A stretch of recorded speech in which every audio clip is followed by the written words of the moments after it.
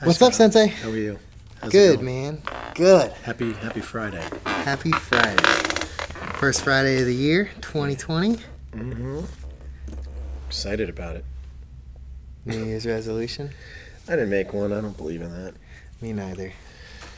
You just always try and be one step better or something. So there's a lot of things I could change. So I'm gonna work on that. I know. Gonna maybe if anything would be like start lifting weights and stuff again. Even though I hate it. Can't stand it. Used to lift a ton of weights before I found jiu-jitsu, and then I just didn't see the point. I mean, now as I get older, I sort of see the point. It'd be like a nice little compliment, but I just hate it. I think it's so vain, staring in a mirror and lifting weights. And I mean, it's for some people. Yeah. I'd rather conquer people than weights, you know? I fell in love with it and fell out of love with it, and then just like you, I'm like, damn, I still gotta make time to do this. Yeah, and it's just, I don't know. It's not my thing. I don't know, it's just not my thing. I was so into it before jiu-jitsu, and then I just, honestly, when you hit the mats and you see like these juiced up big dudes and you just mangle them, you're like, yeah, you're doing it wrong, I'm doing it right, so it's kind of hard. I mean, even though you're supposed to complement it with something, but we had always done like push-ups and sit-ups and stuff like that. And after I trained with my instructor, we would hook our feet together and do very simple stuff. You know, like being able to bench press 300 pounds 2, 3, 4 times is not really, in my opinion, awesome for jiu-jitsu. Where being able to do 50 push-ups on command, no problem, is. It's that same type of motion you could do as many times as you need, as opposed to just trying to throw somebody once or twice. Right. I don't know. Helps keep this old guy in the game. Yeah. The New Year's resolution seems like just another reason for people to spend money, so I try not to get into that. It's like, how are we all going to go out and drink when we're supposed to be trying to better ourselves? Right, and you change your diet and this and that. It gives you like a new thing to get into. It's like a new hobby. Like a new Monday, like the ultimate new Monday. Starting new week, new year, new month. Yeah, new me. Another new hashtag is what it is. Yeah. What is yours? Did you make any or no? Our main goals are just like, we just kind of like talked about it again, like what we want to change for this one, and it's keeping up with creating content. I want to go to a world championship, and Tori wants to do super fights in jiu-jitsu. Cool. So kind of just like not, like we have a very distinct advantage of being a couple and training jiu-jitsu, but instead of just like not just going to class together, but actually making sure we're doing the drills after class together and taking advantage of training together instead of just like not, you know what I mean, just saying, oh, I have a training partner, but actually taking advantage of it. So those are all kind of like motivations right now. That's solid. Well, you have youth on your side.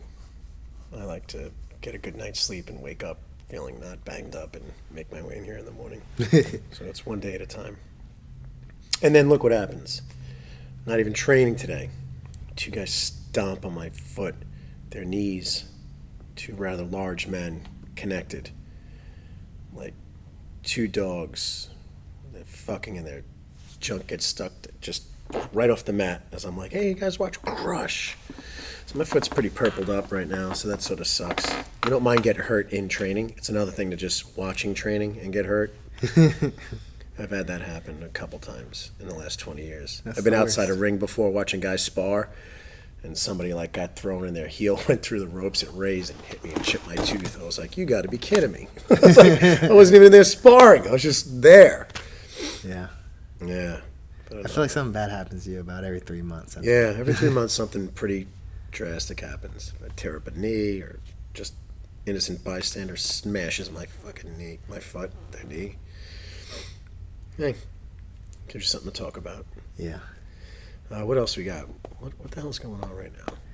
Well, we got the Texas shooter has been a pretty big deal. That's been all over, which is kind of like that happened right after we talked about our last podcast. With guns, yeah. Yeah, we're talking about guns and how good people need them, and look, and that was perfectly right there, in itself. You have a church. Just like a school zone or something like that. You would think like nobody in church's got a gun, so where are you going to go and shoot people?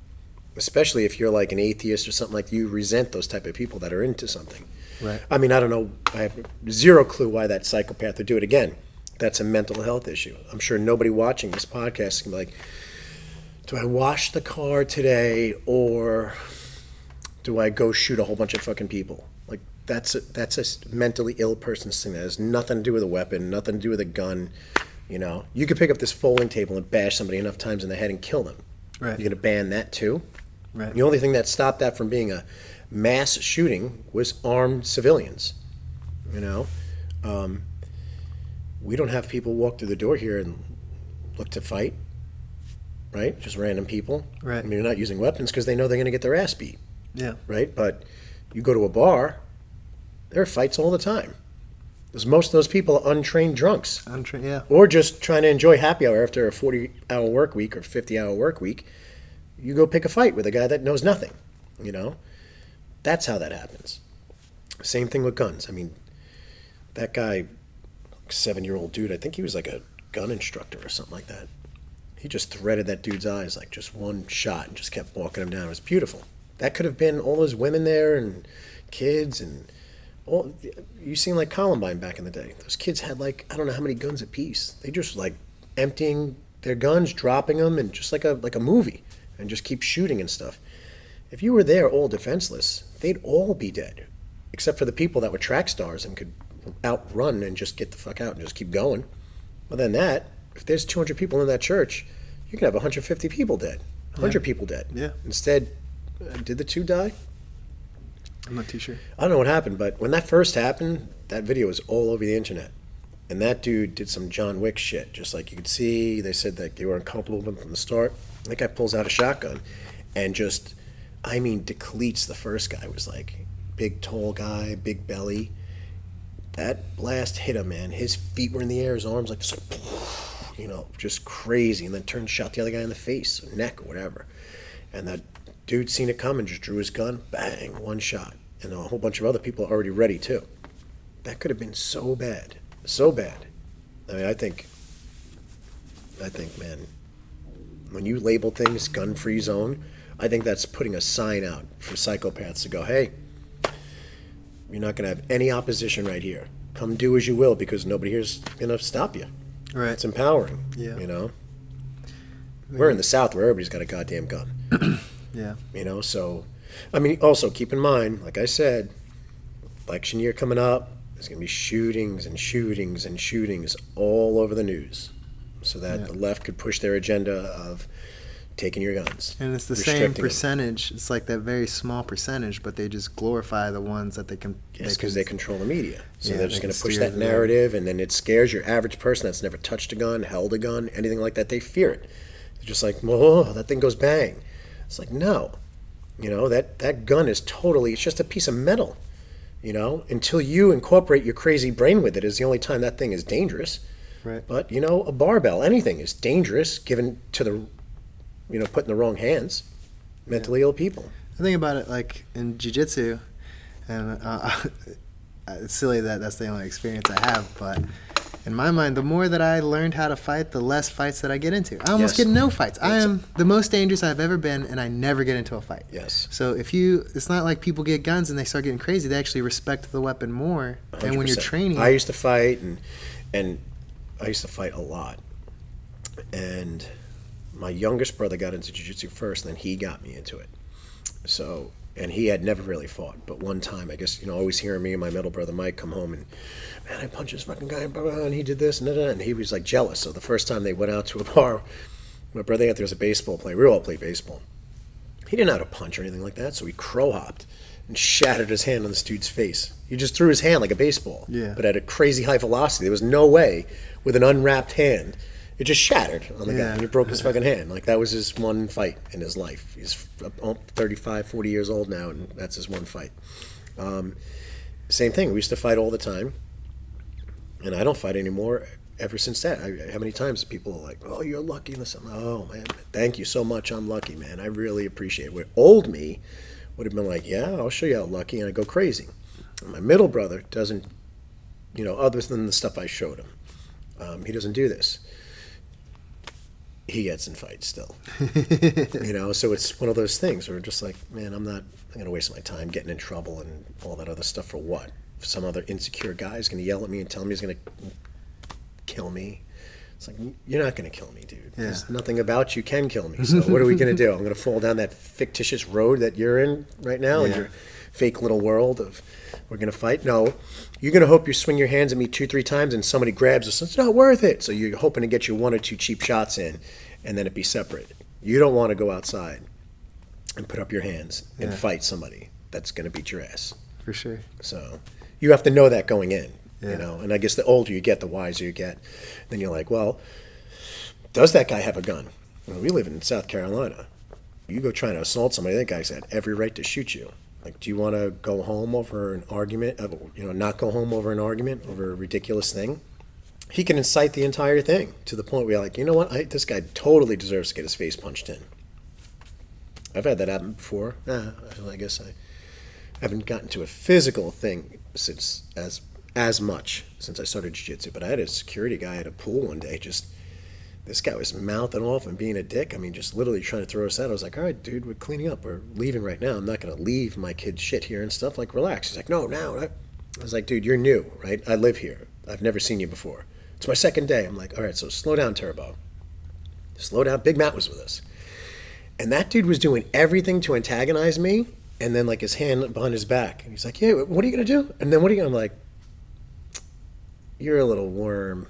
What, you want me to do something so you could have a reason to pull out that little 38 and shoot me? I'm like, I'm not doing it today, buddy. I'm like, you're a little worm. You need that gun. I just belittled the shit out of him. And then he felt like a sack of shit. But Yeah. could have went bad. Yeah. But you need the training so that you can be aware of that. Because I see a lot as people don't understand the repercussions of getting into a fight. Like, Especially now. someone could get hurt really bad. And it's like, so if you go down that path, like once you start training, you realize it's just not worth it. Like, it's your lack of confidence that's going to get me thrown into this stuff. Yeah, I mean, and the times are changing. It's different now. You know, so say I'm 42.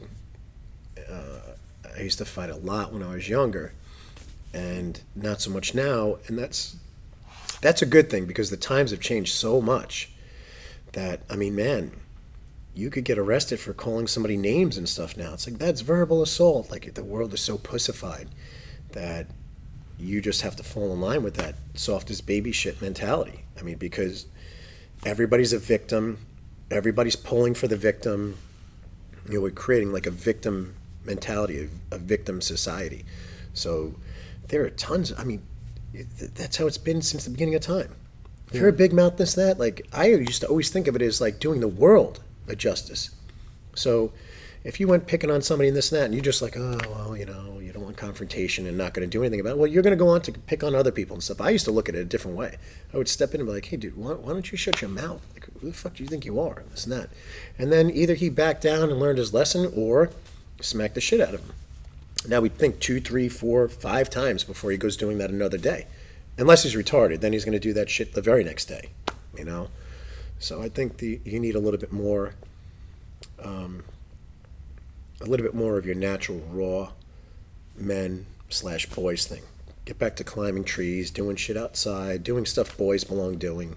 Yeah. I think it would solve a lot more shit instead of trying to medicate everybody for everything and you're like trying to subdue society. When at the end of the day, we're all just animals in clothes that we learn to like adapt and do all this stuff and paper money and I drive a car and just everything. If you dress all that down, and I think that's why we love jiu-jitsu so much. I've said this before. It's the first time in life, the only time basically in life right now where you can be primal.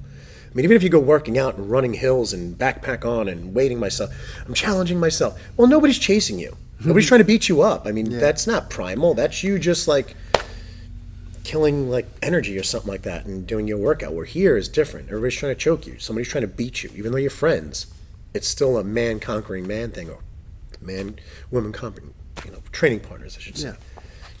Got to be PC, right, Tori? You see where I was going with that?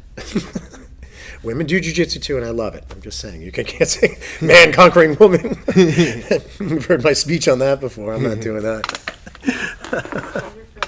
Yes. It's like a way to develop thick skin. And you're saying the new generation these days doesn't have thick skin. Jeez, I don't have skin at all. It's their right. They don't have to have skin. Yeah. And so everyone's trying to be a victim. How dare you assume I have skin? What? That's not even far-fetched, like, Yeah. to even goof about that. That's what's so funny about it. And you got to tell me, you can't tell me for a second that those people that are like screaming for all these things, like they don't ever sit back and be like, I just argued today about a dog's right to parachute in the same, like just making up just random shit. You're like, wait, what? You want to do what? Like, don't you have a job, man? Like, what are you doing today? Well, I'm protesting for. It's like, get to fucking work. Get out of the way. Stop holding up traffic, you retards. You know, people got a life going on. Protest. I find most of the time it's like a way to not deal with their own responsibility of the issue. It's like a way to like shift responsibility. You're like trying to figure out how someone owes you something. So whether you want reparations or, you know, the LGBTQ community is being harassed, like whatever people are crying about, it's just a way to not take responsibility for themselves. They think they're being harassed now. They should get in a time machine and go back. They have it far too easy right now. Like, as it should be. I'm just saying, you know. I watched a video yesterday or the day before with my daughter. Somebody had sent it to me on a group chat with my cousins. And these three gay guys were in this Lyft car. And they were harassing this black driver like you wouldn't believe. And the guy's just staring at his camera, and they're just raging on him because he wouldn't play the music they wanted to play. And he's on the phone, and I'm gonna fire your black ass, and blah, blah, blah, going on and on. He's just like, you see his eyes are doing everything, just open a little bit, closing a little bit. Like you could use. It was so awesome. 15 minutes of this poor guy being berated. He's just like, no, I'm not getting out. I feel threatened, and he's being racist to me. And the black guy's like, you see his eyes, like everything in his face said everything. He didn't say a word. And it was like, my daughter Mia's like, he just called him a what? And I'm like, yeah, he said the bad word and this and that. Like, but because the guy was a flamboyant gay guy, man. It was his right to just say whatever he wanted. If that was just a pure suit and tie white guy or a normal black guy and was saying this shit, forget it. He'd be in jail for like attempted hate crimes and all sorts of shit. I don't know where this went. It was on Long Island. He's like, I'm going to get on News 12 and blah, blah. I was like, holy shit, that guy had the patience of a saint. That's one of those things where you belong, like pulling that guy in the front seat, smacking the shit out of him, throwing him out of your car and getting onto your next Uber ride, you know? But no, they held that dude up for like an hour, waiting on cops, wasting resources, because you have to play this entire game of your day in court, your day in this, your day in that, it's my right. It's like, no, that driver had every right to smack the ever-living piss out of those three guys and throw him out of his vehicle.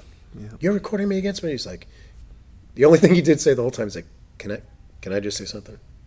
He's looking at his camera, you're in there behind him. He's like, can I just say something? It's right here on the side of my car, inside and out. You're being recorded and this and that and blah, blah, blah. So the guy doesn't know what to say. He got right back on the phone with the cops.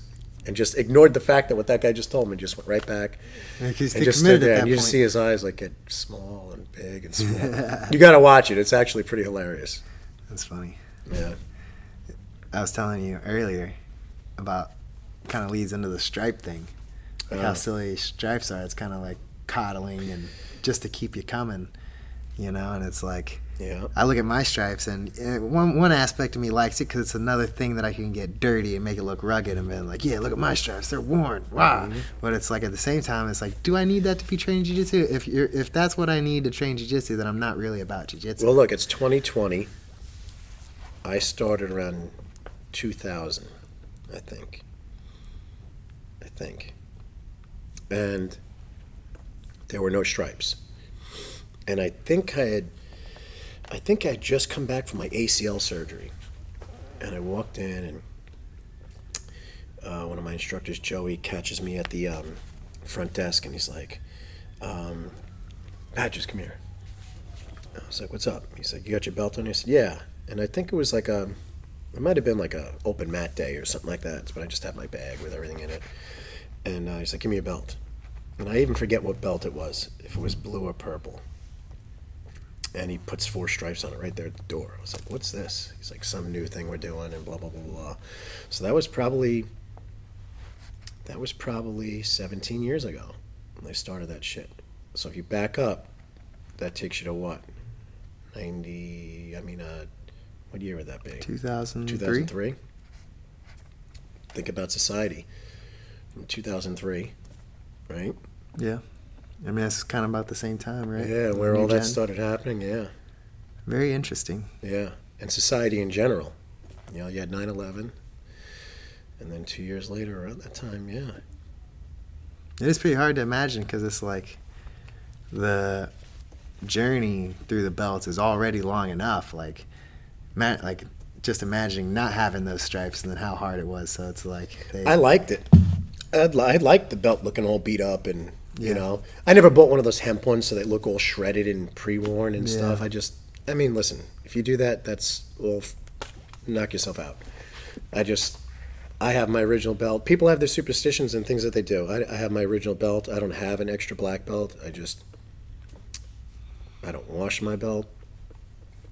I super glue my stripes, degrees, like if they're gonna fall off. But I know everybody's got their own quirks. I just think that's like my superpower. Like you're not gonna wash that shit off. Yeah. Because when I started, you didn't wash your belt, but now Tyler Tucker or somebody's gonna get a skin infection, so you have to wash it. I'm not doing that. Get your skin infection. I just came out of the shower right from here. No skin infections. We're good. So I'm not doing it. The stripes, though, it is nice. I mean, it's kind of funny because you do hear guys bitch that they didn't get a stripe and this and that. It's like, I find it comical. But I think back to when I was getting stripes, and if you got lined up and some guy you know you mangled all the time, it's like getting another promotion, and you're like, what in the fuck? What's this shit about? How does that guy have 3 stripes on his brown belt and I'm destroying him? I don't know. It's kind of weird. You know, you can't think how you think now because I have a black belt. It's like, quit your bitching about your stripes. So I always go back to like, how did I feel, you know, back then? And I guess I do remember lined up a couple times with someone. He's like, this fucking guy sucks. I was like, shut up. don't talk to me right now. Matt's gonna see me. I'm fucking dead. Go tell Tux, shut up. And they're sitting there quiet. He's got like a real deep, rustic voice. Like, this fucking guy kidding me. I was like, dude, get away from me. Yeah. But it is nice to not have those stripes or be underranked and mangle the guy that is ranked. Yep. But you can't. Today's society, man. You got to dangle that carrot. Got to dangle the carrot. Here's a good, it's a pat on the head. And it also, I guess, it's kind of smart for marketing because the belts are typically so far apart in years that you use it as motivation for people. Keep Otherwise, them coming. they Yeah. keep them coming. They feel stale. I have my same belt and blah, blah. Not many people think of it that way anymore. Like, I love being underranked. I Yeah. tell everybody, man, it was fun. White belt, blue belt, purple. Jiu-jitsu was really fun. You start getting that brown belt and that black belt, and all of a sudden your buddies you roll with for the last 6 years, 7 years, all of a sudden the intensity is really picked up. They're trying to kill you because they wanted that belt, which is good because it makes you better because they're coming at you like psychopaths instead of going through the motions a little bit. So, I don't know. Today, man, you see that happen, and if you're not there to police it, you have that animosity, and then you have 2 guys hating each other, and they both don't come back. So you got to be there to like, all right, good Yeah. from there, all right, nice. Or they stomp on your foot because they take it 10 feet off the mats as you're watching and crush your foot. It's all purple now. Yeah, it's like even jiu-jitsu, which is hard enough already, you still even have like coddling within it, I'm sorry, say that again. I was thinking of my foot. I feel my foot like right now as I'm talking about it. I was like, I faded out for a second as I folded my feet. Fuck, that thing hurts. Yeah.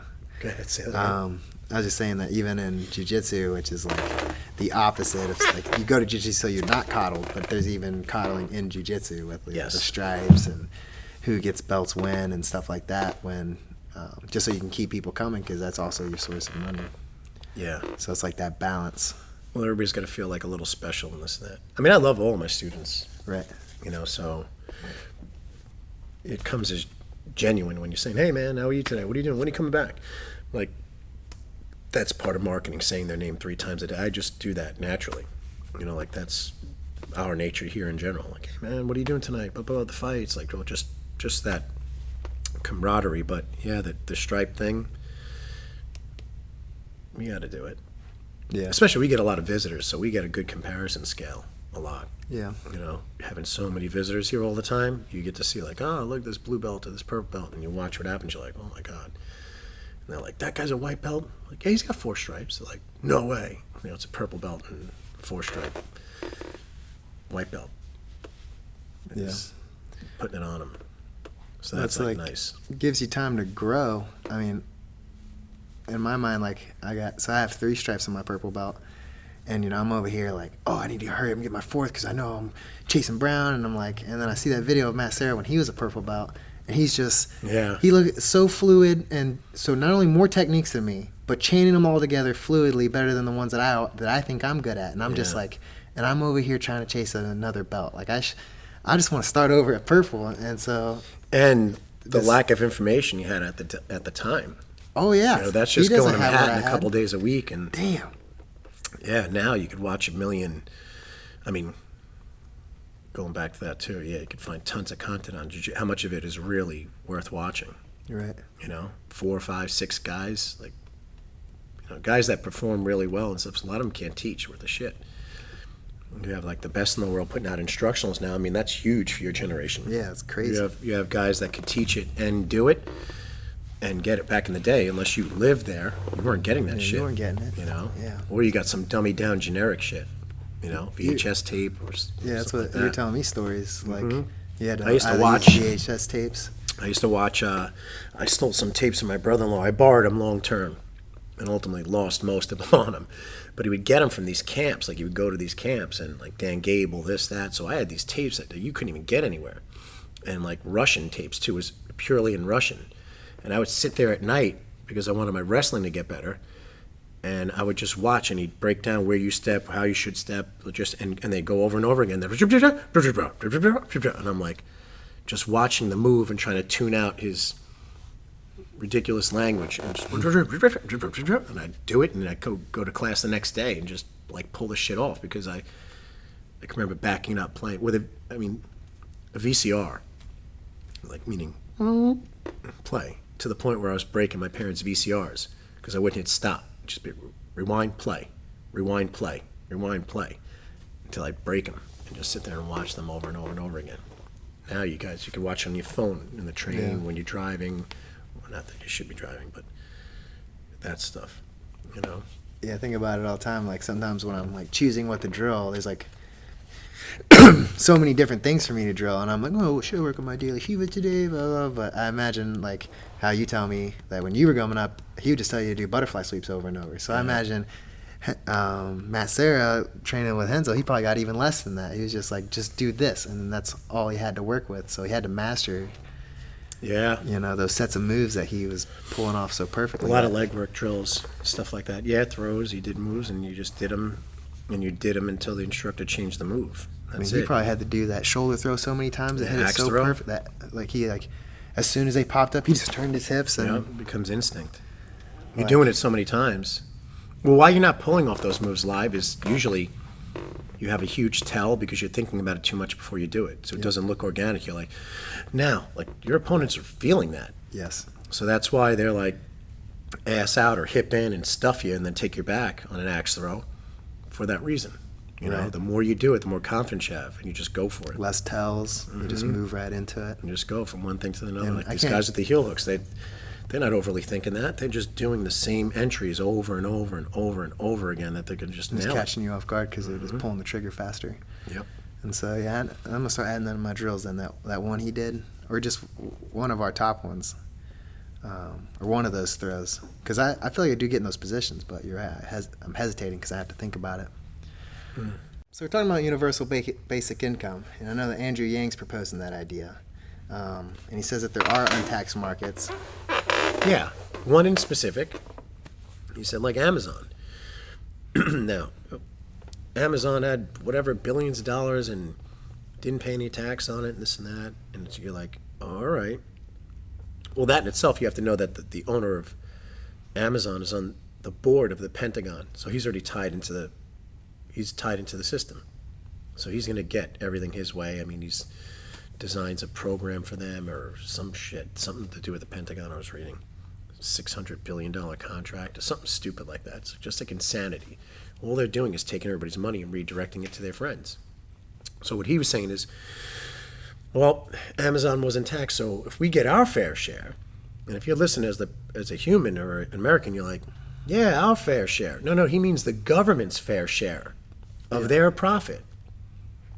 So you're taking someone's business and going, how dare you make money?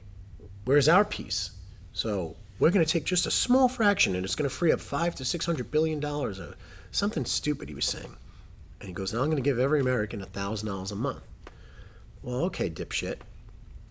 If you tax them on all their shit, do you think they're just going to eat that?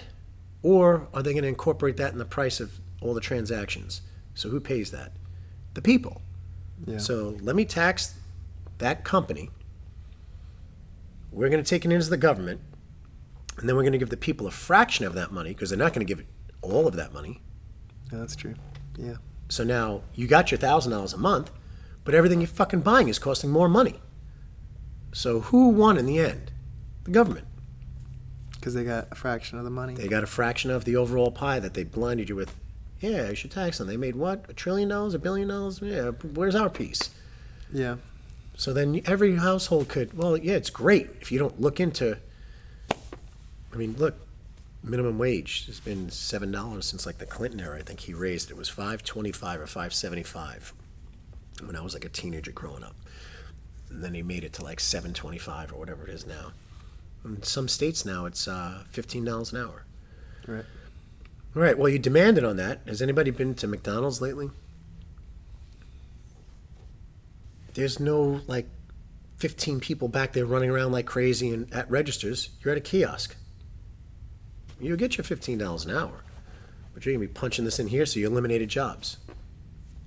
Yeah, there was an economist who came on Joe Rogan's, and he was saying that that increasing the minimum wage doesn't help anyone. It just screws people, because now people who were worth $10 an hour are no longer worth $15 an hour, so they lost that job. And Yes. he said the business owners are going to find ways Around it. Yeah, they're going to find ways around it.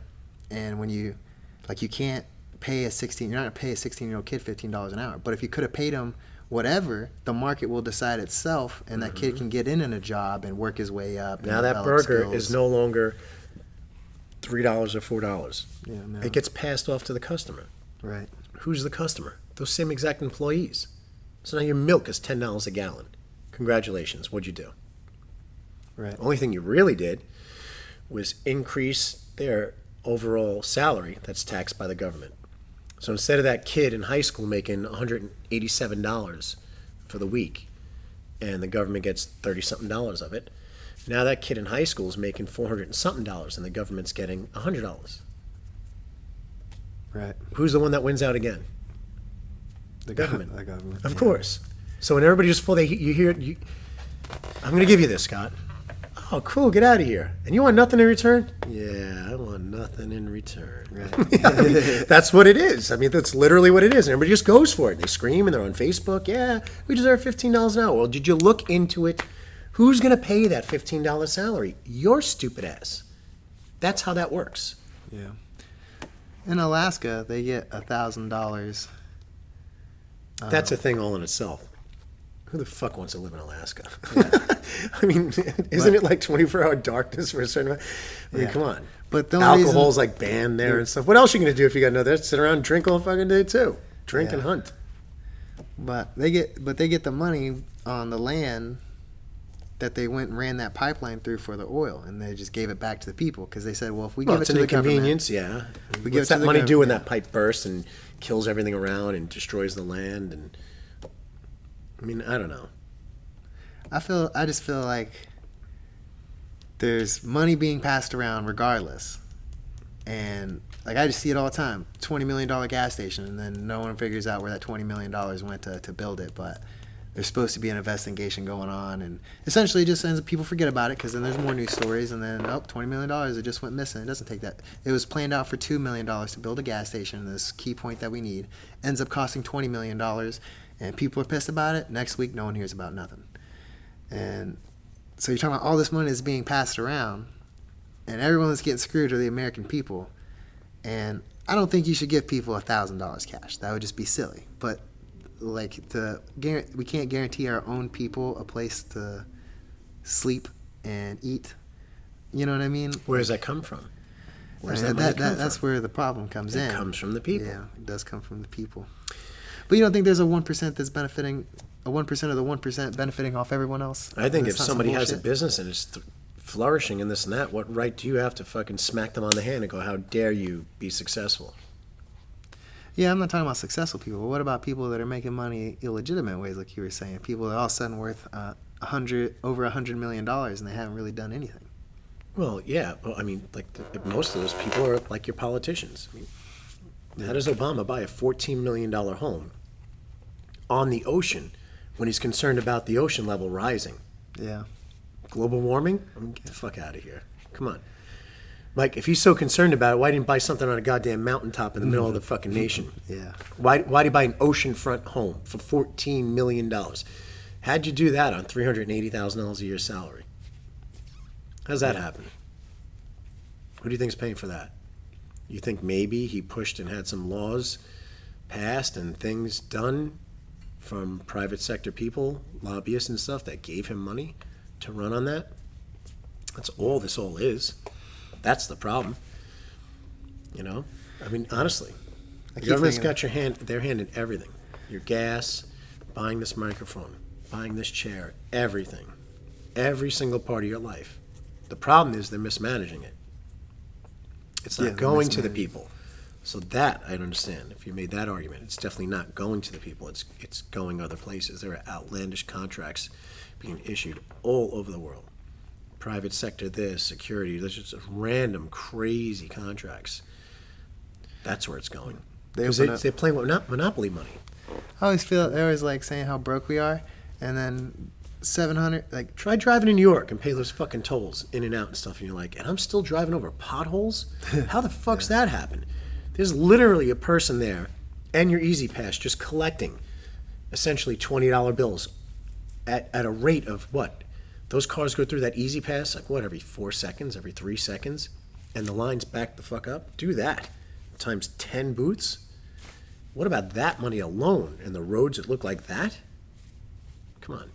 yeah, or how about South Carolina making millions of dollars off people's information that we have to give for a license? I don't know that. I told you about it. South Carolina, when you get your license, that doesn't mean your driver's license or your state ID, which you have to have now. Mm-hmm. They can sell the information that you have to give them to get your license, and it's on their website. Who's doing that? The state, Government. the government, yeah. There you go. And it says, well, we let you know it's on our website, 3 links back that you have to go look at, that we have the right to sell your information. Keep giving That them we power. have to give that we have to give to them. You can't not fill out all this information. Like, nope, we need this, this, and this, and they turn around and make a profit of it, and then they say it's going back to our roads and buildings. But I can't keep. Well, who's building those roads? Yeah, Private companies. Who gets those contracts? You ever see the trucks that drive around here hauling the shit for the roads, the asphalt and stuff? I'm not going to name their companies, but there's like 1 or 2. And I've seen truck number 380 already on it. I've also seen truck number 8, truck number 115. They legitimately have that many trucks. That's insane. Why? Because they keep getting those contracts over and over and over again. Because they know Billy Bob and this one and that one. Like, that's how it works. How do you give them that much power? They promise you all sorts of shit. So who do you vote for? You're voting for those people. Where's it coming from? The people.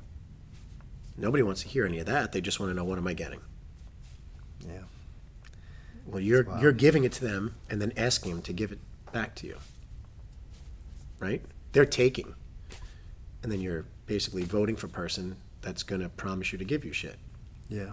Obama phone, this, that, da, da, da. And you're like, oh my God, this guy's great. Look what he's doing for me. Look what he's doing for you with your own money. Yeah. Does yeah. anybody ever think of that? No.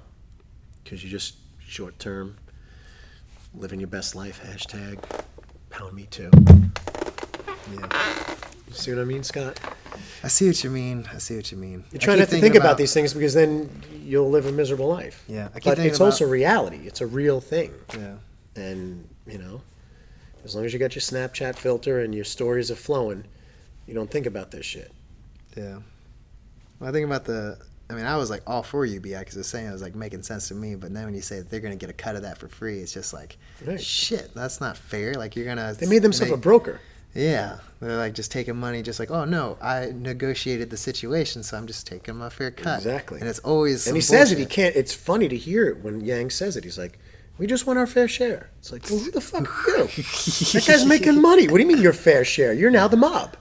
You're now, this poor pizzeria guy is doing well and going, hey, you got a nice operation here going. Oh, it would be a shame if this place burned down. I just want a little bit, not a lot. I mean, that's the same thing. So what'd you do? Those guys are making money. The government goes after them and throws them all in fucking jail. And they step right in, and they're the one collecting the money. Yeah. It really is. It's just a suit and tie mob thing. It's you don't look at them that way because they have signs stuck in the grass all over the place. Vote for this guy, vote for that guy. Essentially, him and his buddies are going to make all the money. Why do you think so many people? Why would you try and be a politician? Think about it. You go to run to be a politician right now. You have no skeletons in your closet. They don't give a fuck because that's how much money they're going to make. You think I want? If I'm, look what they're doing with Trump or anybody. That's like, man, Trump didn't clean his plate after he ate. It's like, what? They're so far up that dude's ass. Why? They want to be the one making the money. Yeah. Democrats aren't getting those contracts and shit. And like, that's what they're so livid about. He cut them the fuck off. He ran on that platform saying a lot of people's phones aren't going to be ringing anymore that have these jobs that they don't deserve having. He ran on it. You go back and watch all those clips in 2015. He bragged about it. He bragged how he was going to shut them down. And he's doing it, and they're fucking pissed. And you have this army of college kids taught by libtard fucking professors, program them lovely, and they're there screaming. They're the biggest advocates, and not even realizing what's going on. You have super wealthy people all in a power struggle. Not to be redundant, we talked about that last time, but you riled me up. Yeah. You want to end it on that note, Sensei? Yeah. Because the fight's there. It's the following. We got Fight's 2 on the weeks, so following week. we can talk about it Yeah. next time. Yeah. Appreciate I'll you, do my Sensei. research. I was thinking about a name. What about Salty Road Dogs? No. We're two veterans in the cut, Sensei, just salty as shit. No. Speaking our minds. I'm not salty. No, I'm happy. I feel like I'm a salty purple belt, just like, yeah, been here for a long time. No. I'm just a middle-aged guy that likes jiu-jitsu. Likes to choke people. That's it. You know what I mean? I hear you. We'll think of something better than that. Okay. All right. Well, anyway, you can catch us on Instagram at Frankie Patches. On Instagram, he's always doing wild stuff with his girls. You drop them off for school and make fun of them. Yeah, that. We should have my daughter in one day because that's hysterical. Yeah. I mean, dude, my son bought me a fucking megaphone for Christmas. How awesome is that? They go back to school this Monday. Oh. I yell at them. Oh, God. They run into school. They must go in there like soaking wet. They're just like the nerves, and you see other kids looking and stuff. I just yell at them. It's, Dad, please stop. I'm like, what? What am I doing? I'm like, you know what you're doing. They're like pleading with me. It's hysterical. Now I have a megaphone. So Nice. Monday is It's going to be gonna be hilarious. great. Oh, my God. I think everyone's going to be waiting for it. Oh, yeah. I get messages at like 7:15, 7:30 in the morning from people like, what are you doing today? I'm like, shit. One time my son was, one of them calling me on the phone.